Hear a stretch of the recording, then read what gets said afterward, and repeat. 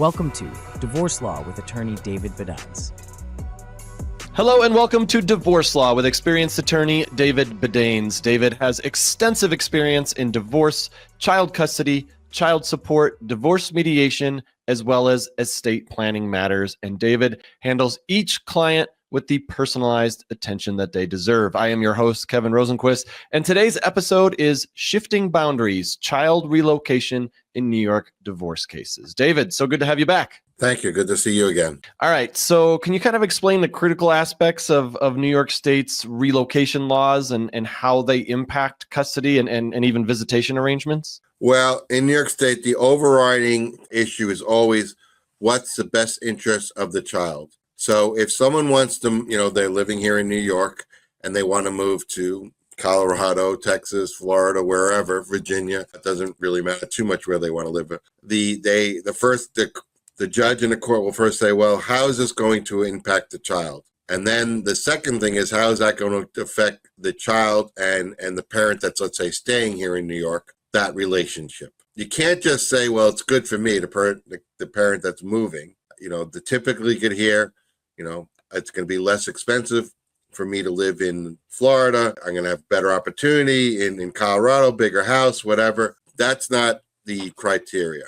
Again, the criteria is what's good for the child and how does this affect the parent that's here staying in New York, because obviously the child's not going to be thousands of miles away. So that's the first thing you really have to analyze. And is there a general idea, or is there a distance that's kind of written in that if you're under a certain distance, then you're fine? But I wouldn't say it's a hard number. So it really depends on what is it going to take for the parent to see that child? If they have to travel 50 miles on Long Island, well, that's somewhat far, but that's not a big deal. But if they have to travel, let's say 75 miles and it's into New Jersey, even though it's only 25 miles more, you have to go through the bridges, etc. So that's, it really, there's no hard number. It's really about the facts and how long is it going to take for the parent, again, who's staying here in New York to see that child, and what are the arrangements going to be. I would certainly say anything, more than probably 100 miles is where,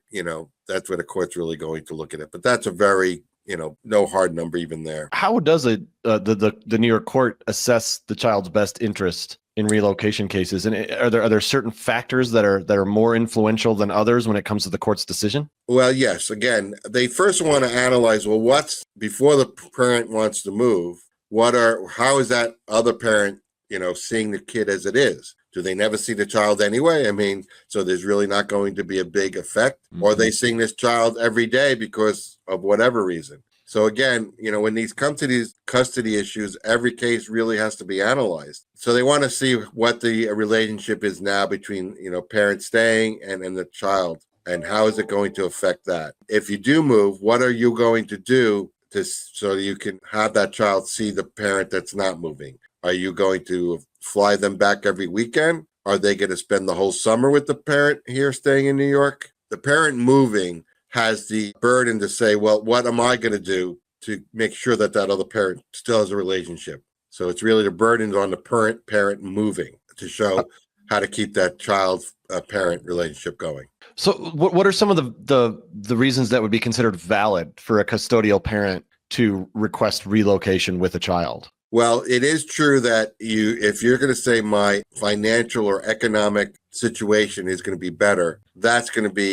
would be considered.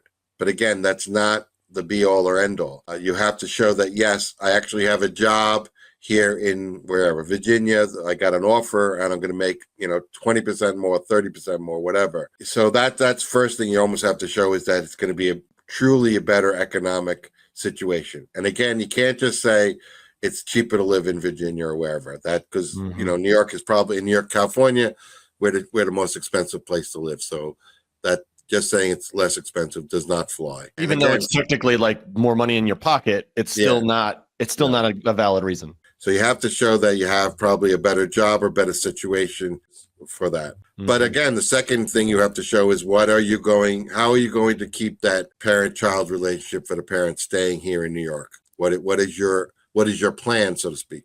Okay. And we talked about, so that the court's going to consider the impact of a relocation on the non-custodial parent's relationship with the child. What can be done to kind of mitigate adverse effects? Well, as I said, I mean, nowadays, of course, we have Zoom and phone. So that's almost going to be the first thing. You're going to say that, the non-custodial parent every day can do Zoom or FaceTime or whatever with the child. That's almost like a given. So you better put that in, all right? Because it's so much easier nowadays. But, obviously that's not a substitute for actually seeing the other parent. Yeah, it's not the same. Yeah. So again, what some people do, and again, every situation different, say, okay, in the summer when there's no school, the child will spend 4 weeks solid with the non-custodial parent up here in New York, maybe even the whole summer. And certainly when school is in session, it may be hard to do every other weekend, but really I tell my clients at least once a month that child should be going back to the non-custodial parent. And you're going to have to pay for it, most likely. You're going to have to pay for that plane ticket. Maybe a train ticket if it's like in DC or Virginia area. Sometimes, because if they're in, let's say, Virginia or something like that, sometimes people we'll meet halfway in New Jersey or something like that. As long as it's, if the both parties can stand to see each other. Yes, well, that too. But no, also that both parties agree that, I'm the person here in New York. Why should I have to pay gas and time to go midway into Jersey, Right. And obviously, as we're talking about this, that there are some real challenges when it comes to contested relocation cases. How do you help clients navigate these challenges? Well, again, it depends on which parent I'm representing. Sure. If I'm representing the parent that's moving, we go through some of the things we just talked about because they think, well, I can just move and, what's the big deal? Well, the first thing I have to tell them is don't move without a court order. If you move, just moving, I'm here in Virginia already, you figure it out. Almost every judge can say, wait a minute, you moved and you didn't get permission from a court or from the other parent in writing. That's not a good fact, okay? So don't do that. So if you're going to move, see an attorney first and go to court first before you do that. All right, that's number one. And again, what, my go through my client, if I'm representing a parent moving, why are you moving? Do you have a job? What's the situation? We really go through it. And number two, like we said, what is going to be your plan? Are you prepared to pay for these plane flights back to New York State? Are you prepared for the summer? Maybe your child's going to be here for, up in New York for 8 to 8 weeks. So we really have to go through all that pretty extensively. And then on the other side, if I'm representing a parent that the non-custodial parent, sometimes they may not really care about the parent. I should not care, but they're okay with the parent moving because they know it may be good for the child. But again, they want to make sure that they're protected and seeing the child on a somewhat regular basis. And if you're not moving very far, do you still recommend that somebody goes through the courts, or do you feel, or is there like hey, if it's really not affecting the distance traveled or the visitation or anything like that, is it not really, you not really need to go through the courts for that?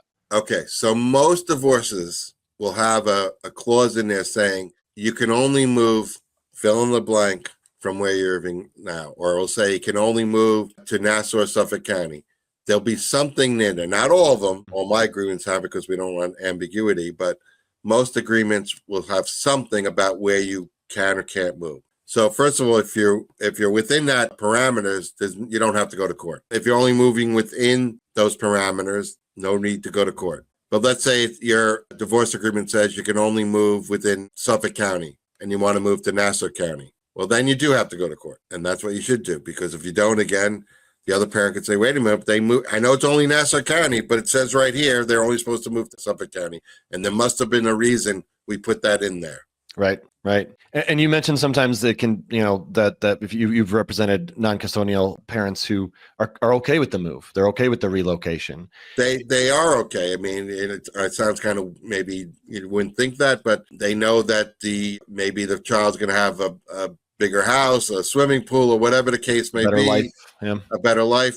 And again, they may be okay with it, as long as, again, they get to see the child for extensive time, maybe in the summer, et cetera. Or, with the school breaks, maybe you'll get the February school break recess or the whole spring recess. So there's ways to try to mitigate that you're going to see your kid more than you may think you're going to. And if the non-custodial parent is cool with the move, as the custodial parent, do you still want to go through the courts to make sure that they can't like pull the rug out from under you later on? Do you get it in writing? What do you recommend? Well, yes, it gets a little complicated, but if both parents agree, then usually what we do is we get a written agreement, signed and notarized, done by an attorney. So it's, checks all the boxes, so to speak. And then we can go to a judge and say, basically, we already have an agreement. We just want you to, bless it, so to speak, or make it a court order.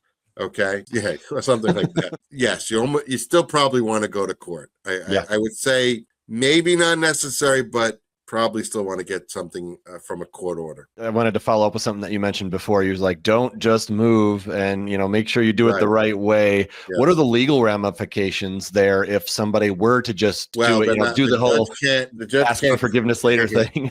The judge can't force you to move back, but they could say, wait a minute, you did something so egregious. Now you're going to lose custody of your child. That child's going to stay with the parent that's here in New York State. Wow. So they won't tell you to move, but that you could lose your rights. Wow. Or you could lose maybe the parent will pay less child support. There could be very serious consequences. But again, depending on the facts. How can a non-custodial parent present their case in court when they oppose the relocation? Well, if they oppose it, right. So basically it's and let's just assume the other parent did go to court first with that, they at least did that. So again, you could say, wait a minute, I've been seeing my child more than, every week because I coached them in basketball or whatever, or hockey. I know you like hockey. Mm-hmm. So, and now I'm going to lose that opportunity. I don't just see them every other weekend. I'm very involved in their homework or this or that. You have to show the court that you are very involved and that reducing your time, even though I may have more time in the summer, really doesn't make up for that. Yeah, with each relocation case is obviously very different. And, we're talking about all these different scenarios, and you might have a parent who has a really good reason for the relocation and another parent who has a really good reason for not wanting the relocation. How do you customize strategies? Right. Those are very tough cases. Those are the tough ones when someone really does have a good reason and someone has a good reason for staying. I will say, generally, courts do not want people to relocate. Right. So the person relocating has that burden. So even if they have a really good reason, they're the ones who have to show the court why it's good. So if both parents are in a sense equal, probably the one not opposing the relocation is going to win. Yeah. The non-custodial parent in this situation. Yeah. That makes sense. I mean, that's probably fair that the burden should be on the person wanting to move, even if it is a really good situation. And again, this doesn't really happen that often, quite honestly, but when it does happen, it is tough. I bet. So for anybody listening who, is considering relocation or is going through, something like maybe they're the non-custodial parent and they're kind of going through this and they want to talk to you or they want to talk to somebody, what steps should they take to get kind of the ball rolling? Is this for the parent who is moving, you're saying? Either one. Well, the same thing. I mean, we kind of said it before. If you're the parent that wants to move, again, we have to go through all the reasons why, really document what your situation is now, what your situation is going to be, if you move, what are you going to do? What's the plan for the child to see the non-custodial parent? How old is the child? I mean, let's say the child's 17, and going to be off to college next year. There's all sorts of situations. For the parent that's staying here, the non-custodial parent staying here in New York State, what is your situation now? Do you really see the child now? Is it every other weekend? Do you have a good relationship with the child? Are you coaching the child in hockey, baseball, basketball, whatever? You really have to go through the situation. A lot of nuances for sure. A lot of nuances. And, again, it doesn't come off that often, but when someone wants to move, it's a difficult case both ways. Yeah. Typically. Because usually the parent who wants to move does have a good reason. It's not just willy-nilly. Yeah. It's not just because they want a, nicer view. Like it's for legitimate reasons. Right. Yeah. All right. Well, thank you for joining us on Divorce Law with Attorney David Badanes. To connect with David, visit dbnylaw.com. And please like and subscribe to our channel and leave us a review in the comments. David, always great to chat with you. Thanks so much for being here. Thank you again. Have a great rest of the day. Thanks for watching. Be sure to hit that like and subscribe button and leave us a review in the comments.